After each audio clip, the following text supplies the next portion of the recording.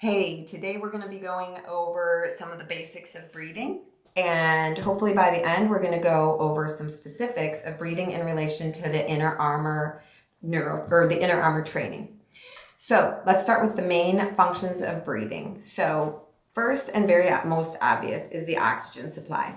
I think we all know that oxygen is needed for our cells to survive, and without breathing, our lives would cease within minutes. So don't need to go further on that. But a second function, which we may not always be aware of, is waste removal. So detox. We talk about detox a lot in our culture, but I don't know that we always think about breathing on the exhale is detoxing, and it's actually one of our largest detox mechanisms. Without breathing, exhale, we would actually live in a chronically ill state because breathing, the act of breathing, brings unsterile air into our sterile being. So there's always risk there. We have certain prevention strategies within our respiratory system, but we do breathe in toxins, and we also have a toxin called carbon dioxide that we have to get rid of.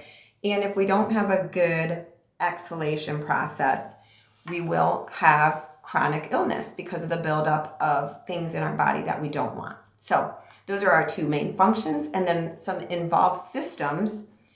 We could argue every system because it's all connected so closely, but some of the main players are the respiratory system, obviously, the muscular system, the cardiovascular system, which cardiovascular includes one of our bigger muscles, which is the heart.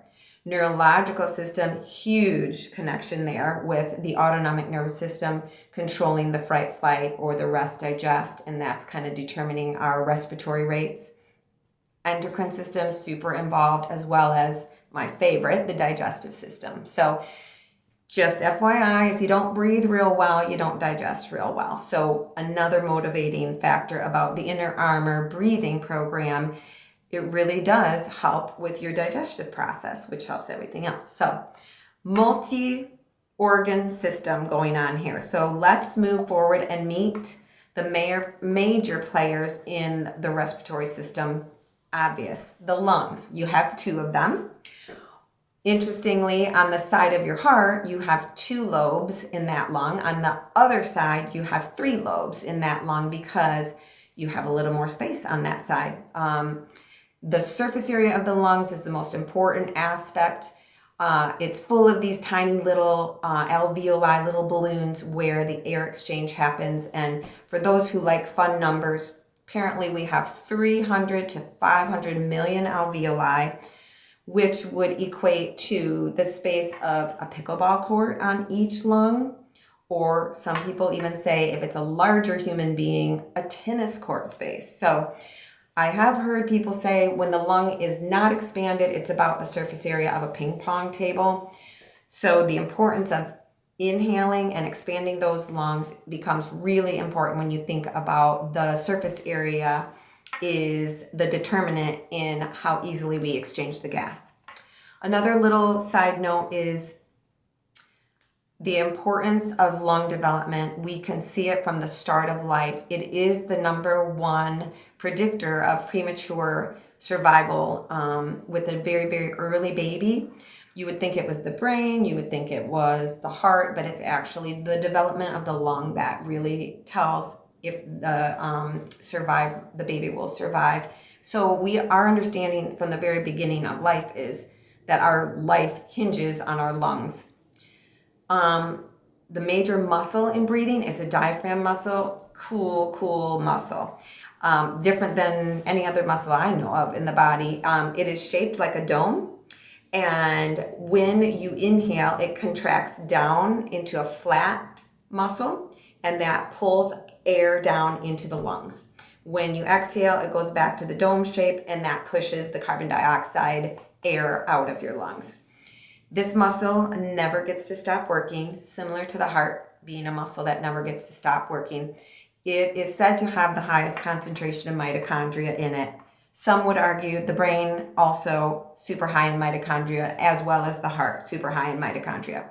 We don't need to argue about it because we work with all three of those things at Inner Armor. And so we understand completely these are the hardest working spaces in our body, and we have to really, really hone in on them and curate them to be their best. The heart is the last major player, and the heart is the pump. It takes this oxygenated blood and moves it to the cells. So in some ways you got to include the heart in the respiratory system because it's the pump that gets the oxygen where it needs to go. So just for fun, the circulation distance within the body is something like 60,000 miles, which would go around the world 2.5 times inside of me. So that's kind of a crazy fact. 80% of that distance are these teeny tiny vessels. So it's really quite an amazing system, how it spans and gets around and delivers the product. Okay, let's take a quick look at the inhale. Starting the minute you inhale the air, your upper respiratory tract is your nose, your throat, down your throat, and going into your bronchi. You have 2 of those. So one going in each side of the lungs. All of those spaces have tons of moisture and cilia that is filtering and warming. Tons of circulation there, keeping it warm, because all of this air, 1, has to be cleaned because it's going into a sterile space. 2, has to be warmed and moistened because gas exchange will not occur without warming and moistening. So as the air comes down, goes into the bronchi where it splits from left to right, then it breaks off into bronchioles, which I would kind of look at like your hand is breaking off into these bronchioles. And at the end of each of these bronchioles are these millions and millions of alveoli. So all along the way, all up to here, we have been cleaning, warming, and moisturizing the air, and now the air hits the alveoli. Another thing we don't often think about is how many muscles are involved. We talked about this a little bit earlier, but the muscles in your neck are involved in breathing. They're also involved in swallowing, so there's a lot going on there. The intercostals are muscles that wrap around your rib cage. The diaphragm muscle we talked about already. And then you have the abdominal wall, which is composed of so many different muscles. Muscles that run up and down, side to side, and diagonally. And all of those were working to accentuate the breathing process. So we inhale the air in. Now we have the gas exchange process. So simply stated, the oxygen moves from those alveoli that are fully expanded, jumps across that thin layer of moisture, warmth, and into the capillaries. Amazing. Can't explain it because it goes beyond my knowledge, but just phenomenal science there. And if that's not enough, at the same time, carbon dioxide is going in the opposite direction from the capillaries into the alveoli. The heart then is monitoring these percentages of acid and base balance related to the oxygenation. So this is even wilder science, is that it's constantly monitoring that, and then based off what the heart is measuring, it's sending out the commands as to what we need to do about it. So let's see then what else the heart is up to. So the heart is a double pump, and when you look at a heart, it does have 2 sides to it, a left and a right side, and one of them pumps the oxygenated blood out to the body. The other pumps the carbon dioxide blood out into the lung so that the lung can then detox that through the next exhale. So this circle goes on and kind of creates a figure 8, which I am going to try to draw for you at this moment. So let's see how we do. And here we are. We've already talked about the lungs. And we talked about what coming in? O2. Now, the oxygen is now inside of the blood supply and it's going toward the heart. Okay? The heart is taking in this oxygenated blood, measuring the percentage of it, and saying, oh, that is good blood. Let's get that out to the organs. This breaks down to every little cell we have, but the organs, super clear to us what that means. Our organs need this oxygen. So our organs happily accept this donation, and they are sending forward the used blood back to the heart. Carbon dioxide, if we let that gather up too much, that's a toxin. We don't want that in our body. The heart takes that in, definitely senses that amount of carbon dioxide and sends it out into the lungs, and then the lungs exhale. All right, so we now understand how the inhale and the exhale are involved in how the oxygen gets to the organs. So it's an amazing thing that begins from your first breath and ends at your last breath. For us as a company, the most important thing we work with is what's going on over here, okay? So if we can maximize what's going on over here, how is that impacting what's going on over here, right? So if you've ever run into a little old person who barely takes in a deep breath at all, they're like right about here, it makes a lot of sense as to why organs and things are not running as well as they used to. Now, of course, everybody ages, but just the idea, or you might end up running into somebody who's not that old, who breathes very, very poorly, and organs do not work that well if they do not have good oxygenation. So this is just a really basic concept to keep in the back of your mind when we're working on breathing. This is why. Okay, let me shut this down, and we'll go ahead and move forward. The exhale we just talked about, it's mostly passive because you have a positive pressure in your lungs, and now you're going to release that, kind of like letting air out of a balloon. But a lot of times we're real lazy about our exhale, and we don't want that. We want to use our abdominal muscles, pull them in, and push that carbon dioxide air out of us.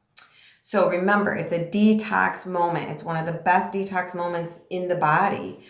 So we want to keep a really good pulse on our exhale, which is why we make you wear the breathing belt and keep you honest as to whether you're really using those belly muscles or not. So let's keep going. And our next topic is about how the autonomic nervous system balances this breathing.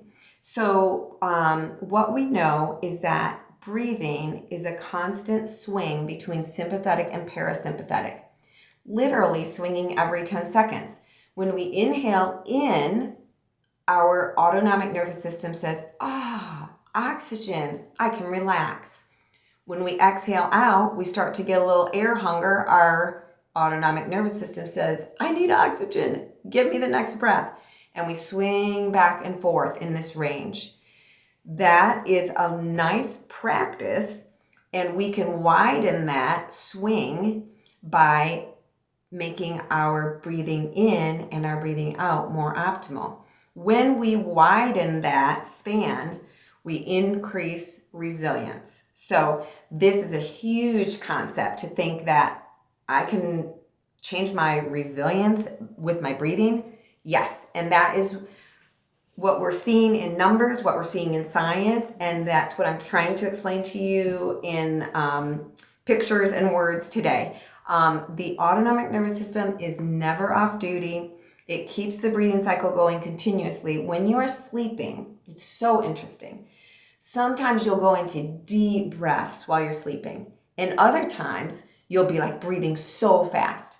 And that's all being managed by the autonomic nervous system. You're not thinking about it, you're sleeping.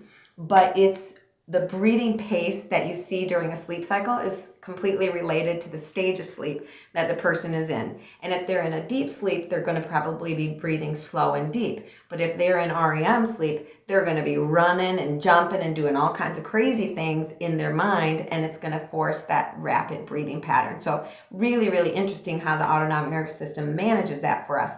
But where we think of it is, if you think like a metronome or a swing set, we want to give you the opportunity to determine how high and how wide you want to swing. And in the optimization process, we're thinking swing higher is better. Like, so we want this big wide swing. So we want to start that pattern for the autonomic nervous system within the simple act of breathing.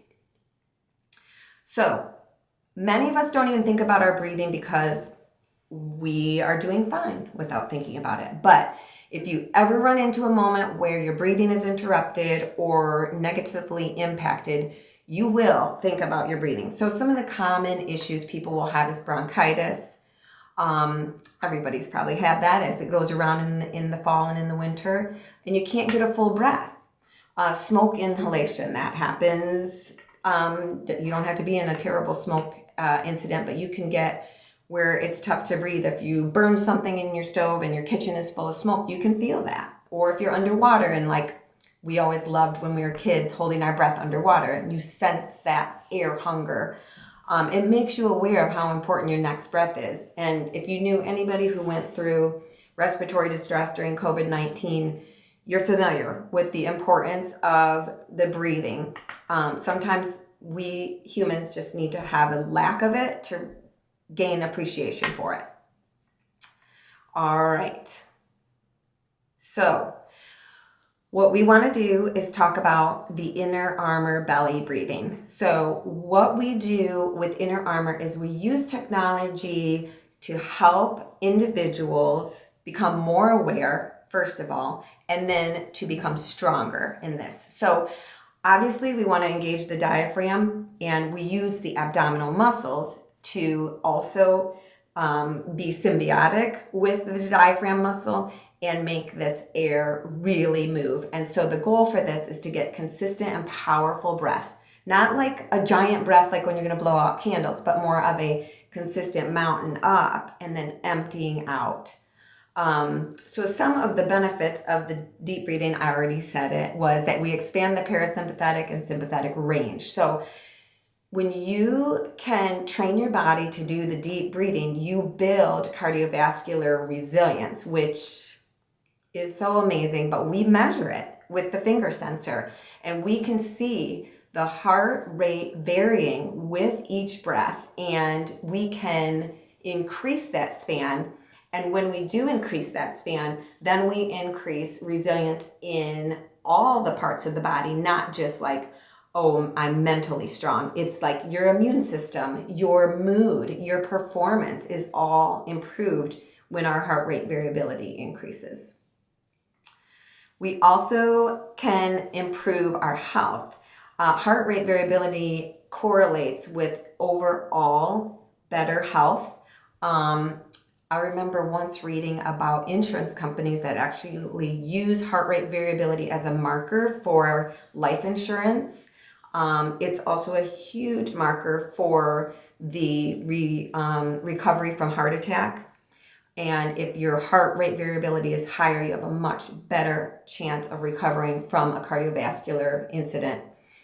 And now we even know, based off of a study out of UCLA, that increased heart rate variability with breathing training has shown to decrease the circulating biomarkers for dementia. Absolutely amazing. These are biomarkers that people are like trying to develop drugs for, and the simple act of breathing is showing that it can reduce this within something like a 6-week span of training. So the thing we do not want to see is low heart rate variability that signals stress and exhaustion and indicates that a person is either crashing or has crashed and needs to recover. And the way you start to work with a low HRV is through deep breathing.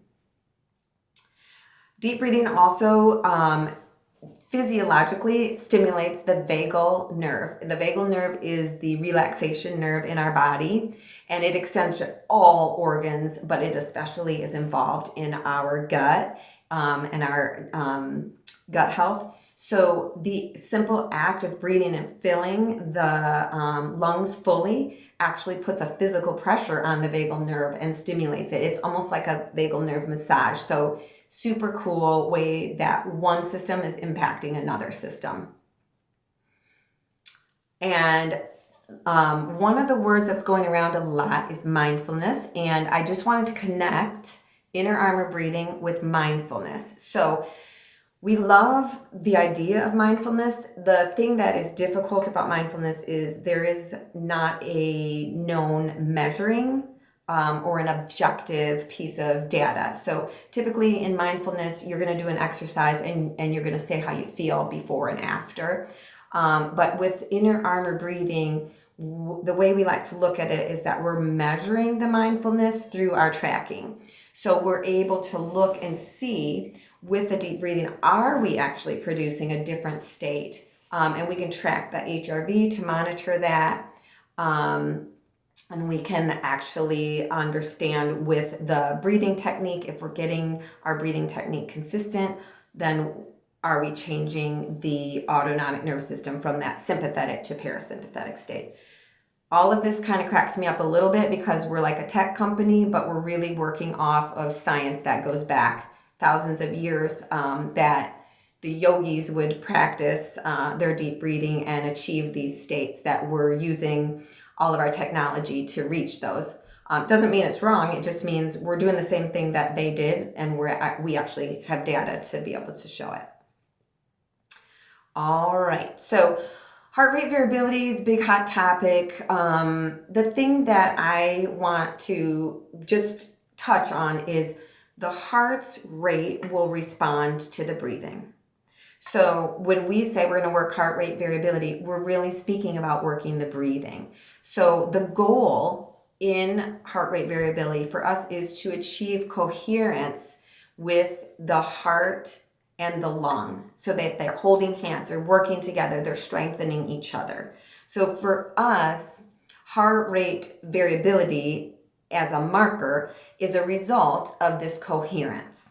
So hopefully that makes a lot of sense. The two have to hold hands. When they hold hands and work together, the heart's rate will vary the most. And that's what you want, because that's the greatest efficiency for getting the oxygen to the organs. I think that would make sense to y'all if you think about that infinity graph again. Okay, couple additional focus techniques we use at Inner Armor. These are taking it to the next level. Temperature is biofeedback's oldest measure. It's just very obviously linked to the cardiovascular system because we talked about the capillaries and how the distance of the cardiovascular supply goes all the way down to those tiny little capillaries. So when you put on that finger sensor, we are measuring not the measurement of if your body core is warm. We are measuring if your circulation is going to warm all the way to your fingertips. So it's a huge marker for autonomic nervous system parasympathetic activity. That's a fun one, and it's pretty basic science. Then we take it to the next level, turn it into electricity, and we're looking at skin conductivity, and that is related to actual moisture coming through our little teeny tiny pores, and it's extremely reactive. It's the same measurement that we use for a lie detector test, but it is like the ultimate signal of if you are in a parasympathetic state. So we're going to work our breathing at Inner Armor until we can get this skin conductivity to a point where we are proving we are getting in a parasympathetic state with that breathing. So then we like to pair them together and have the temperature and the skin conductivity for the ultimate like crazy person in the zone. I call them the closer. That you can get both of those markers working together through the act of breathing. So it all goes back to breathing. So in conclusion, we see the breathing, the role of breathing is first to survive. But beyond survival, breathing is foundational for your resilience and your health. And I could list lots and lots and lots of things behind that, but I think you also could do a little Google search and list the same list because this is all very well agreed upon. Inner Armor breathing, to me, is the pathway to mental, physical, and emotional stability. So I hope that from the point where we started today to the point where we're finishing, that you can connect all those dots and understand why we would say that Inner Armor breathing is the pathway to mental, physical, and emotional well-being.